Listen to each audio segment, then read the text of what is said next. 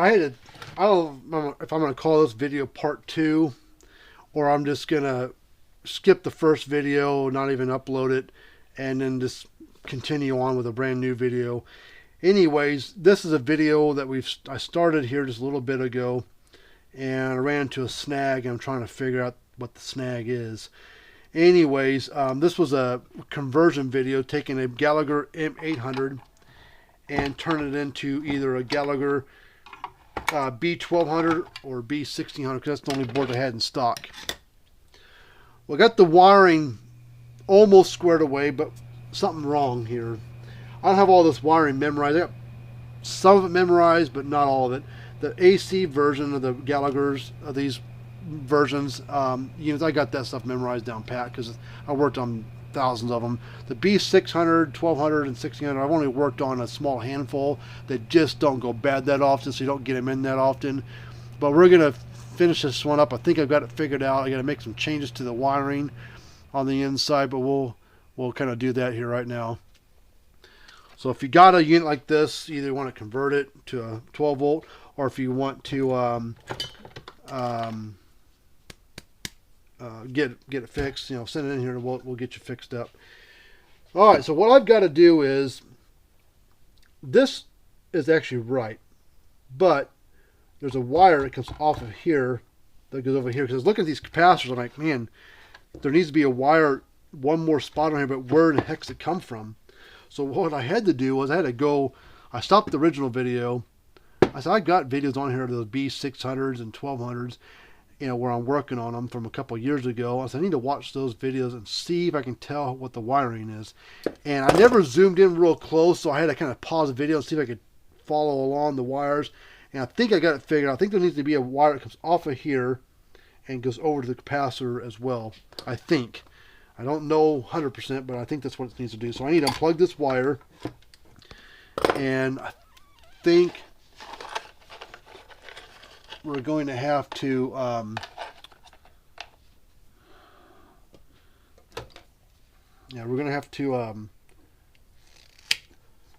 strip this back. We'll put two connectors or two wires inside here.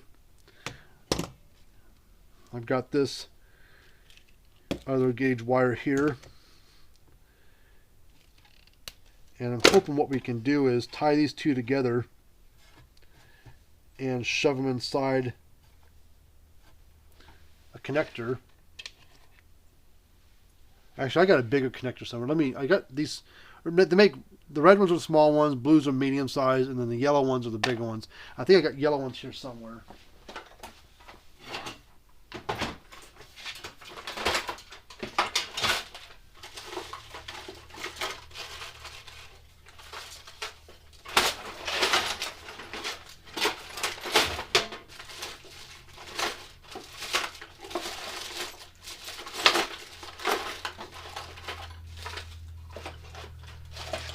Oh, where are they?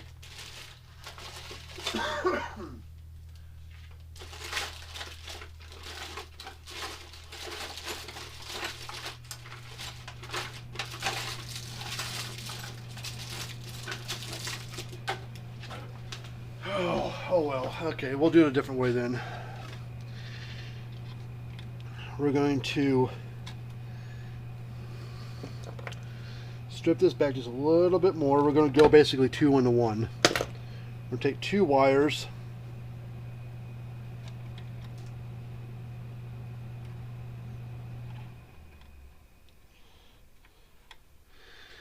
like that. I'm going to solder it, heat shrink it.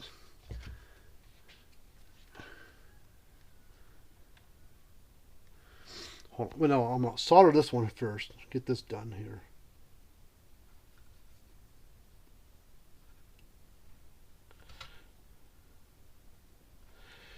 Not heat shrink it yet. Okay, that's done there. Let's just see if this will fit on there. I don't think it is. Nope, too big. Alright, so now we're going to set these up right here. Make this wire long enough to where it'll reach. So that's going to go there. And then we'll go ahead and we'll take this wire here.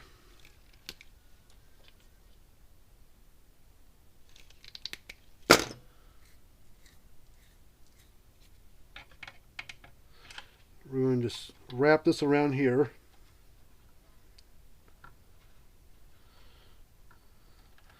Solder all of it. Heat shrink it.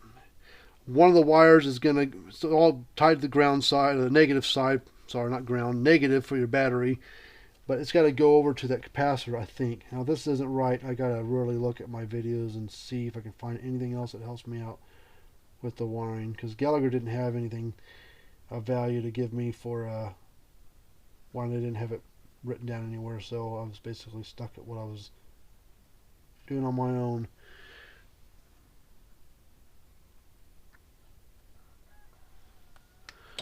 Alright, let that cool off for a second, and we'll get some heat shrink here. Ow. Ooh, that's hot. Kind of squeeze that and get it kind of pushed together a little bit. We'll take this piece of heat shrink tubing, we'll put it over this. Heat gun out.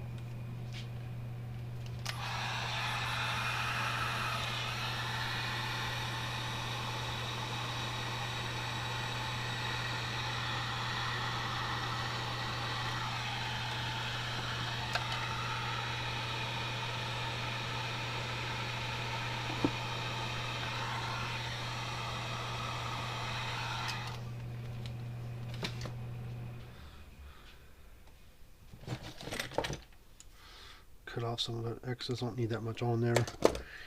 Alright, so stack those back up. Kind of push that over there.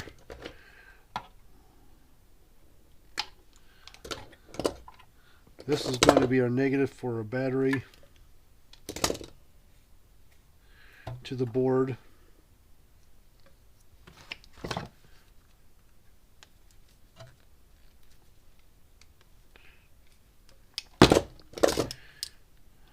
That's going to go here.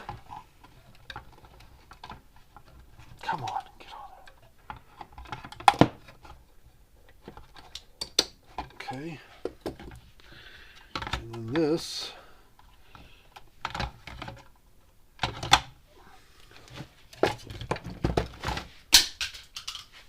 Oh, this wire out of the way. Too much crap in my bed at the moment.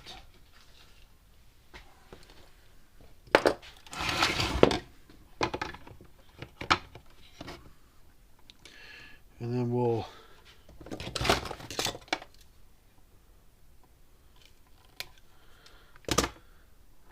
crimp on a female spade connector on there.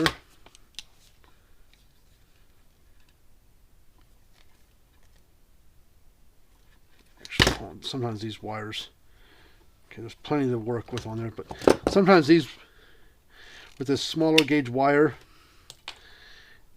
sometimes they'll slip out. So what we do, I forgot about that. Sometimes what we'll do is we'll take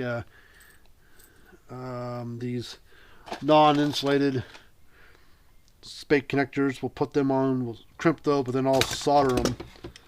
I'll solder as well.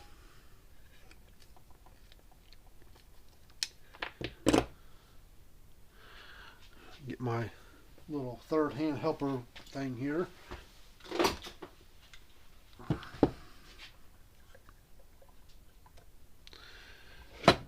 And then we'll get solder out. Oh,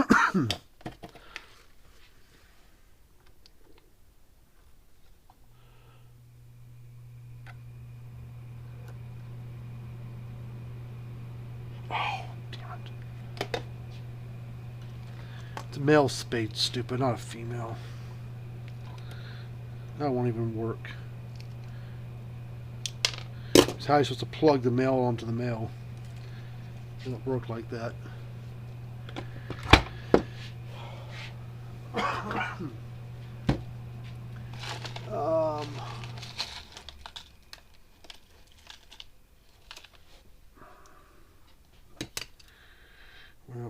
We're gonna have to do it the other way then. Hopefully I didn't cut too much off.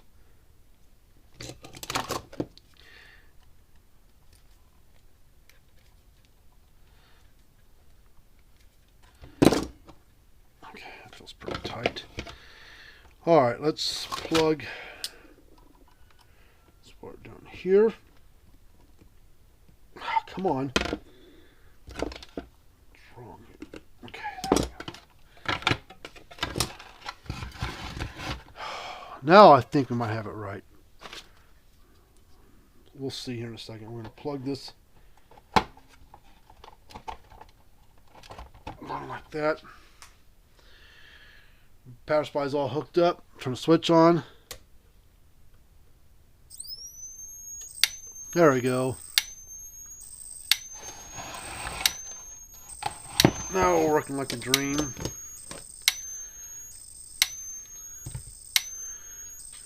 It's even flashing along there.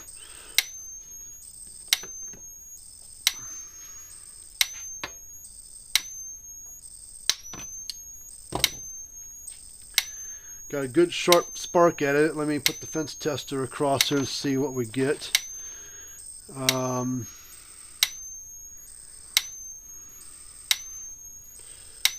Tester's at.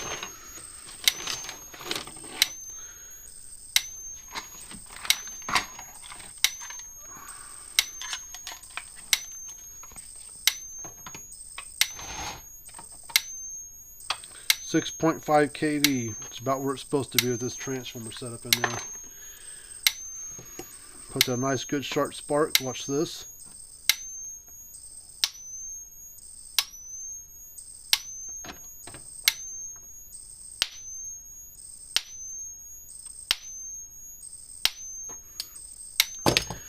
Well, this customer is going to be nice and happy. Got him a 12 volt power fence charger converted from a 110 volt unit. Just a few modifications to the wiring to get it right. The third try was the charm. Got it right. And then he's good to go. Now this draws quite a bit of power. I mean, it draws like an amp draw on it, you know, give or take. Now, so he's got to have a pretty good solar panel on there to keep it charged up. But we're gonna wrap this one up, call it good, and then we'll write them up. I'm sure we'll fix it because a brand new one's got for this is a 12 joule stored 12 volt unit. Gallagher wise, you'll be looking at the MBS 1800i. Next size smaller is the MBS 800. Even the 800 is like $500-600, and this one's a 12 joule. You know, so the MBS 1800i is like $1,000 or more, something like that. I don't know, 1400. I don't know what they go for. $800. I don't know. But anyways, we're gonna wrap this one up, call it done.